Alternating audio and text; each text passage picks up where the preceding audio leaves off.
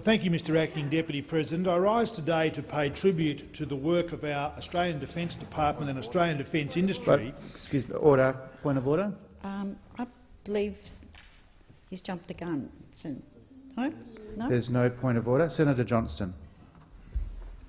Thank you, Mr Acting Deputy President. I rise to pay tribute, as I was beginning to say, to the work of the Australian Defence Department and the Australian defence industry in the largest maritime aviation search in history. All Australians know that on the 8th of March 2014 a Malaysian Boeing 777 aircraft disappeared during a flight from Kuala Lumpur to Beijing, with 239 passengers and crew on board, including 6 Australians.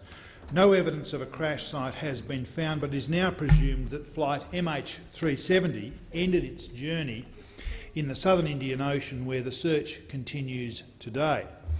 Australia has provided substantial resources for that search, as we should.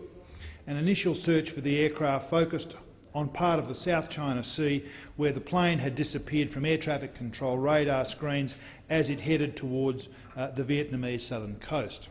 However, a week later, fresh analysis indicated that MH370 had for some unknown reason diverted from its intended course and probably tracked south to an area some 2,000 kilometres west of Perth in the southern Indian Ocean. On the 17th of March, the Australian government assumed responsibility for search operations, partnering closely with China and Malaysia. The subsequent search covered some 4.6 million square kilometres and called upon the expertise of some of the finest minds in this field of endeavour from across the world. Ships and aircraft from Australia, China, Japan, Malaysia, New Zealand, South Korea, the United Kingdom and the United States have been involved in this search. It is the largest and costliest search in aviation history. While the whereabouts of the doomed aircraft remain a mystery to this very day, it is worth reflecting on the efforts of Australia's defence forces, government agencies and industry in rapidly deploying such a massive search operation. It is testament to what can be achieved when defence and Australian defence industry cooperate in the face of a crisis.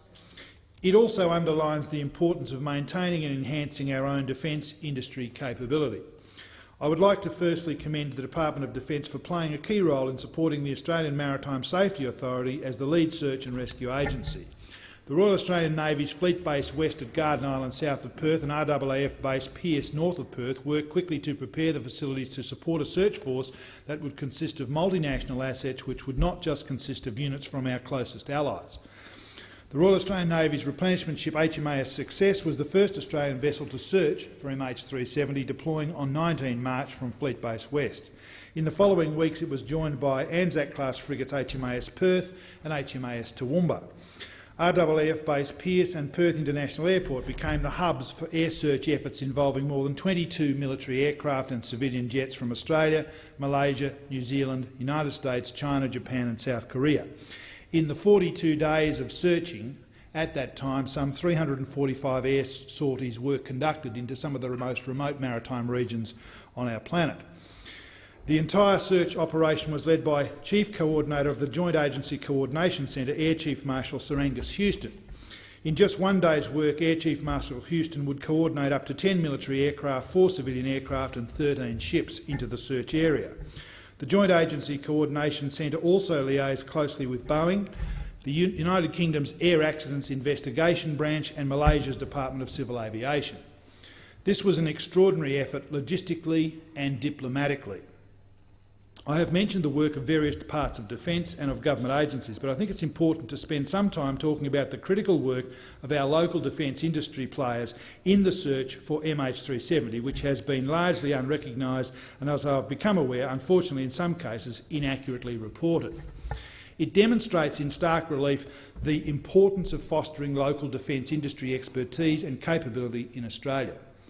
The major priority in the first few days of the search was locating the aircraft's flight data recorder and cockpit voice recorder, or black boxes as they are well known. The black boxes are fitted with an acoustic pinger that transmits a pulse at over 160 decibels at 37.5 kHz for at least 30 days. However, the water depth in the search area ranged from between 4,000 and 5,000 metres, making detection of this pinger, even at 160 decibels, extremely difficult. Locate the pinger and, of course, you locate the aircraft. The RAAF contacted Sonatech Atlas, a Sydney-based systems engineering company specialising in the design and development of sonar systems for naval and civilian applications.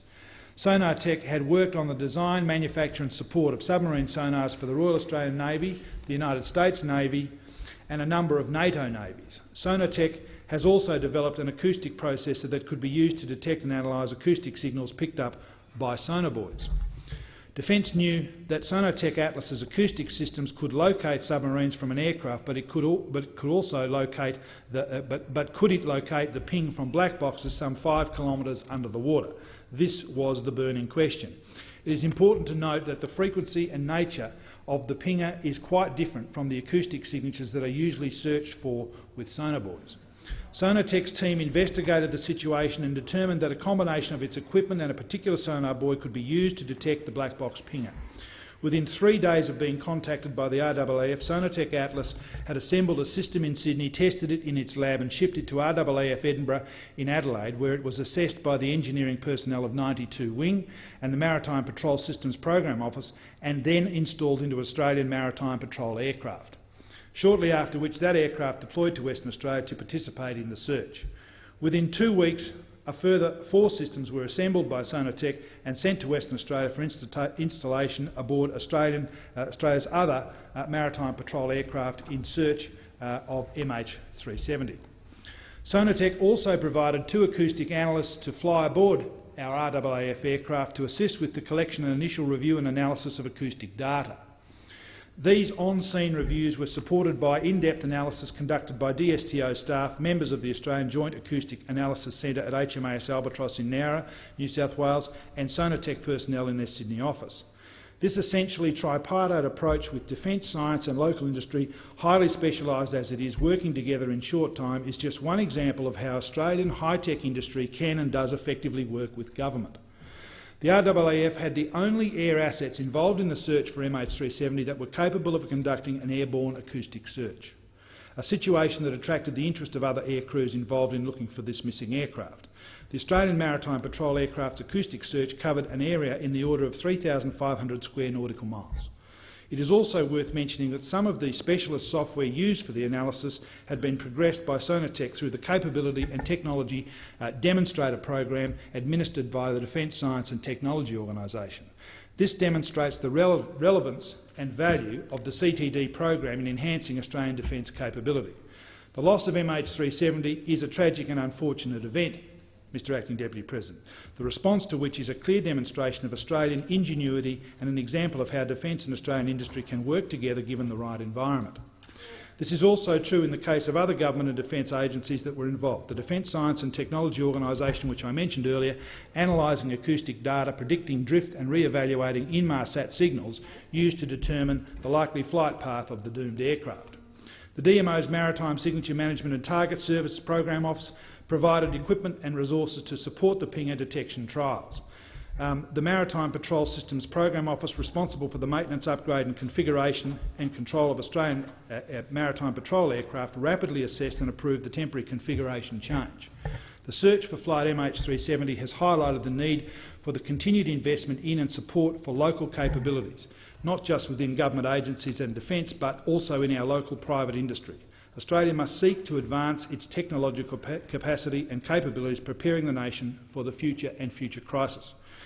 A future in which our industry can take its rightful place not just as a repairer, assembler or integrator of foreign technology, but that of designer, developer and supplier of services and technology to a receptive local customer and to overseas markets.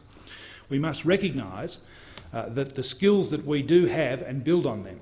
This may take some time, but it is important that we ensure our industry is viable, sustainable and one we can turn to for help in dealing with the challenges that we must face at short notice.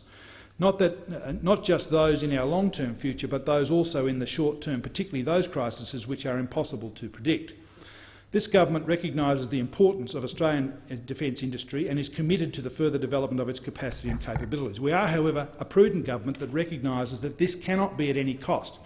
We have an obligation to get the taxpayer value for money, and where Australian industry can effectively and efficiently deliver it, this must be used. This commitment to local capacity, of course, is very relevant to our future submarine program, a program which will draw upon industry capacity and result in the creation of hundreds of new Australian jobs. Thank you, Mr.